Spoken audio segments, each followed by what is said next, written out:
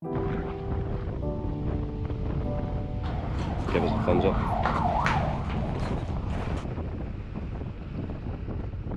What?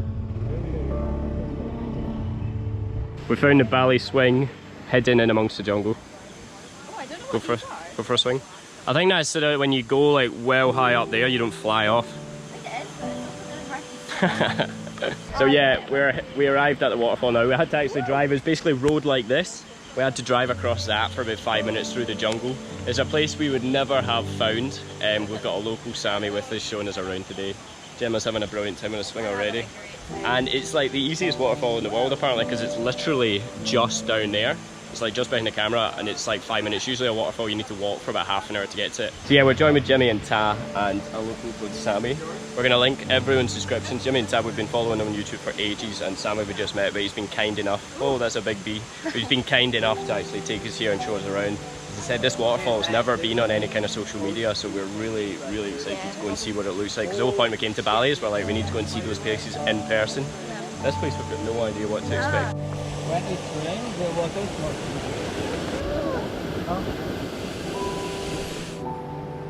Yeah, it's quite a steep climb down. They've literally just built these steps, which is really handy, but you need to be careful on the way down.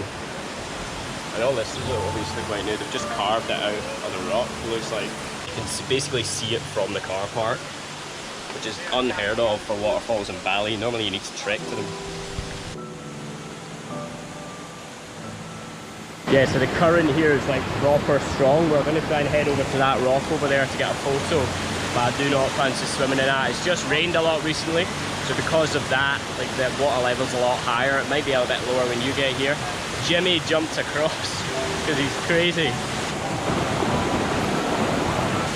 But it's such a beautiful spot here. You've got the cliffs all around you here, so it's so secluded. It must be about 9:30 now, and it's still shadowed. So you can get such good photos here, like as late as you want, and no one else is here because no one knows about it.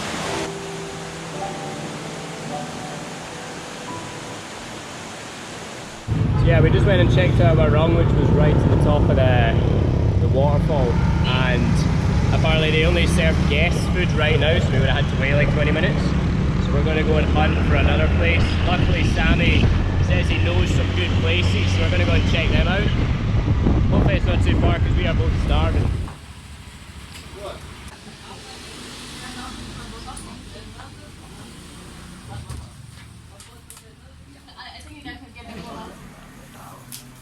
Wrong. Gemma, what do you think? Amazing. All of this for $1.50. Yeah, 15,000 rupiah each. So we've got rice, noodles, tempeh, egg, all the good stuff. First nutritious meal we've had probably today, if not yesterday as well. There's not enough Oreos in it, if you ask me, but yeah, it'll do the job.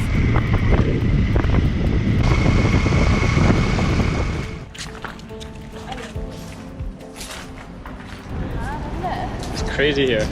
I've never been anywhere like this. Oh, it's really cool. Yeah, it really reminds me of when we went to Naxos. There was a kind of broken down hotel there that was like half built, and it was covered in graffiti as well. Yeah, so this place was opened in around 1970, but they still get business, so the place is shut down. Come around, we could probably spend a good couple of hours wandering around here. And you've got the view of the sea, and these waves, I tell you. Waves are crazy, man. They're mental. Yeah, we probably shut down a few years ago, and most Balinese people will not actually enter here due to the beliefs that there's spirits still roaming around this part. It's basically like haunted, and they say that there's a man-eating crocodile that was left to survive here. I'm pretty freaked out.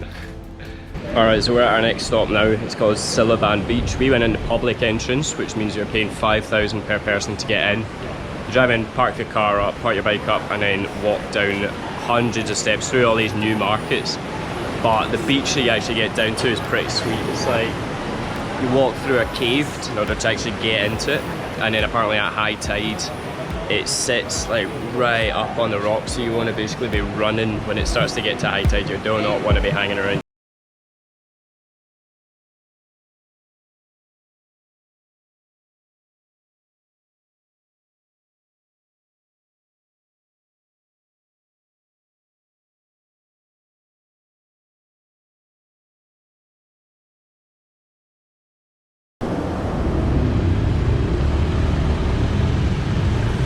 So our last stop for the day is Karang Boma Cliff, Karang Boma Cliff. Karang Boma Cliff. And we're here to watch the sunset, which we've seen online before, and it looks like a beautiful spot for the sunset. Whoa, don't get too close to the edge. Jesus.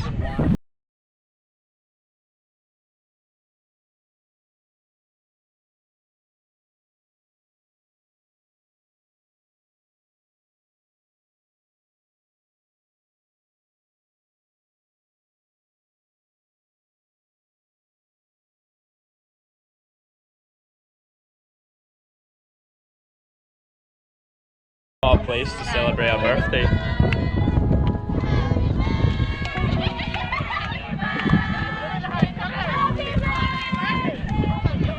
What a way to end the day. I think this is